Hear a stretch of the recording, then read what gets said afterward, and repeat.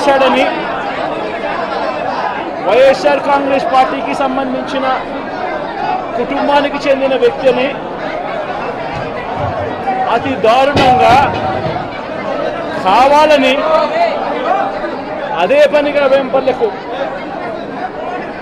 అదే పనిగా ఒక వెహికల్లో వచ్చి దారిలో పోతా ఉన్న పిల్లోడిని బైక్ ఆపి నిర్దాక్షిణ్యంగా కొట్టి హాస్పిటల్ పాలు చేస్తూ ఉంటే ఏమి సాధిస్తూ ఉన్నారు?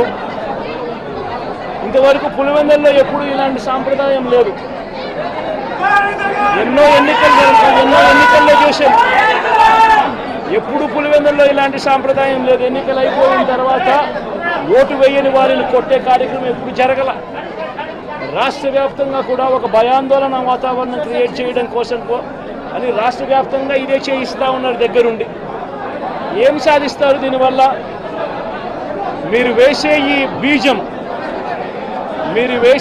బీజం చేసే ఈ చెడు సాంప్రదాయం రేపొద్దున మళ్ళీ తెలుగుదేశం పార్టీ కార్యకర్తలకి చుట్టుకుంటుంది. చంద్రబాబు నాయుడు అనుకుంటా ఉన్నాడు తానేదో ఈ మాదిరిగా చేసి భయాందోళన క్రియేట్ చేసి వైఎస్ఆర్ కాంగ్రెస్ పార్టీకి ఓటు వేసిన వాళ్ళని కొట్టడం వల్ల ఒక తెలియని ఆనందం తనలో ఏదో పొందాలని చెప్పి అనుకుంటా ఉన్నాడు. రాష్ట్ర వ్యాప్తంగా ఒక భయాన్ని క్రియేట్ చేయాలని ప్రయత్నం చేస్తూ ఉన్నాడు. కానీ నేను చంద్రబాబు నాయుడు గారికి మరొక్కసారి కూడా చెప్తా ఉన్నా, ఒక చెడు సాంప్రదాయానికి నాంది పలుకుతూ ఉన్నారు. దయచేసి ఆపండి. ఆపకపోతే మాత్రం ఎల్లకాలం మీరే అధికారంలో ఉండరు. అధికారం మారిన రోజున ప్రజలు చంద్రబాబు నాయుడు గారు చేస్తూ ఉన్న ఈ అన్యాయాలను చూసి శిశుపాలని పాపాలు పండినట్టుగా ఆ పాపాలు చాలా వేగంగా పండుతూ ఉన్నాయి.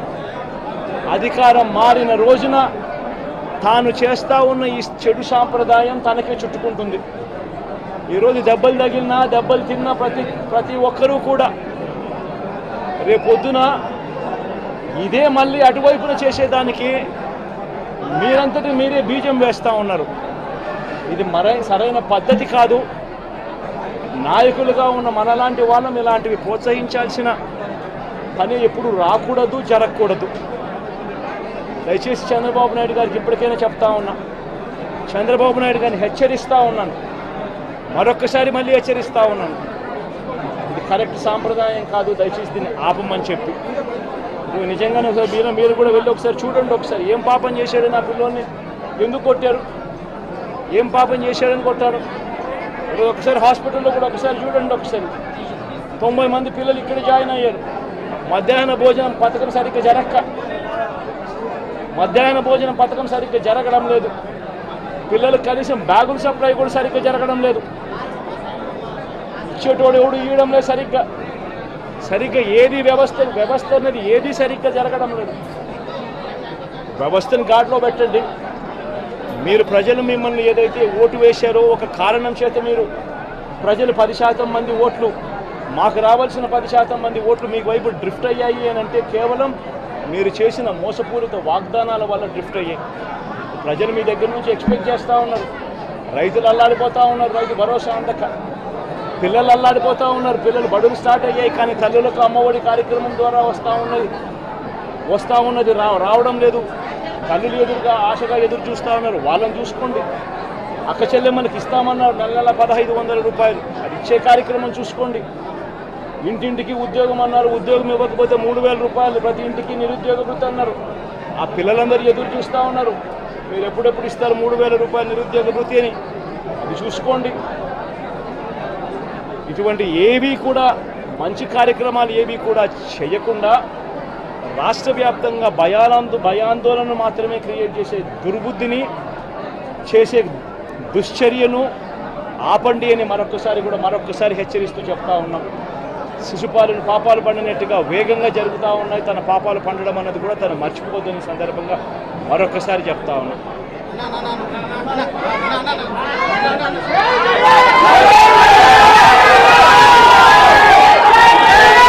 చేశాడని వైఎస్ఆర్ కాంగ్రెస్ పార్టీకి సంబంధించిన కుటుంబానికి చెందిన వ్యక్తిని అతి దారుణంగా కావాలని అదే పనిగా వేంపల్లెకు అదే పనిగా ఒక వెహికల్లో వచ్చి దారిలో పోతా ఉన్న పిల్లోడిని బైక్ ఆపి నిర్దాక్షిణ్యంగా కొట్టి హాస్పిటల్ పాలు చేస్తూ ఉంటే ఏమి సాధిస్తూ ఉన్నారు? ఇంతవరకు పులివెందుల్లో ఎప్పుడు ఇలాంటి సాంప్రదాయం లేదు. ఎన్నో ఎన్నికల్లో చూసాం, ఎప్పుడు పులివెందుల్లో ఇలాంటి సాంప్రదాయం లేదు. ఎన్నికలు అయిపోయిన తర్వాత ఓటు వేయని వారిని కొట్టే కార్యక్రమం ఎప్పుడు జరగల.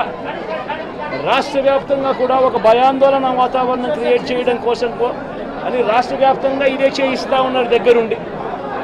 ఏం సాధిస్తారు దీనివల్ల? మీరు వేసే ఈ బీజం చేసే ఈ చెడు సాంప్రదాయం రేపొద్దున మళ్ళీ తెలుగుదేశం పార్టీ కార్యకర్తలకి చుట్టుకుంటుంది. చంద్రబాబు నాయుడు అనుకుంటా ఉన్నాడు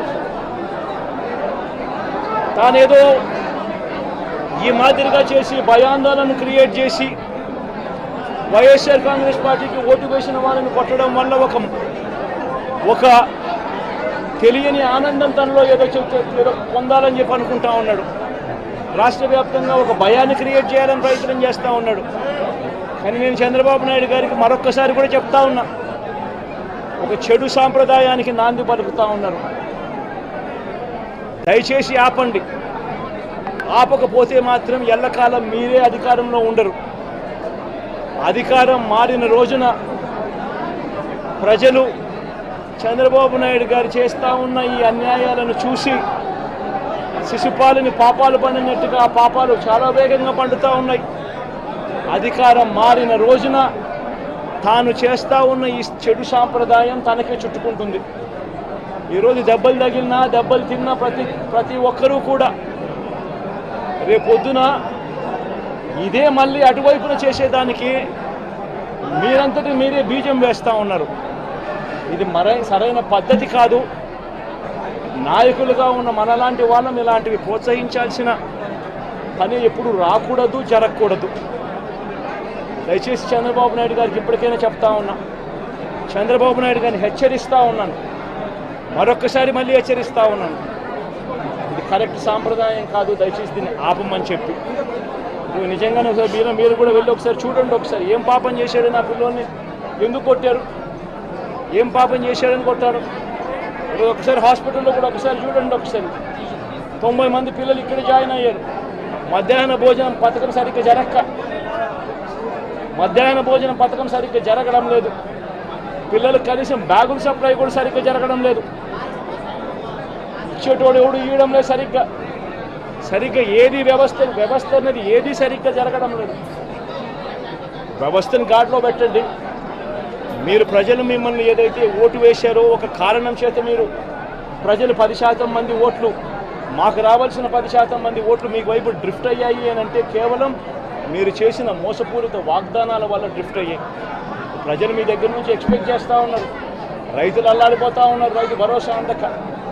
పిల్లలు అల్లాడిపోతూ ఉన్నారు, పిల్లలు బడులు స్టార్ట్ అయ్యాయి, కానీ తల్లులకు అమ్మఒడి కార్యక్రమం ద్వారా వస్తూ ఉన్నది రావడం లేదు.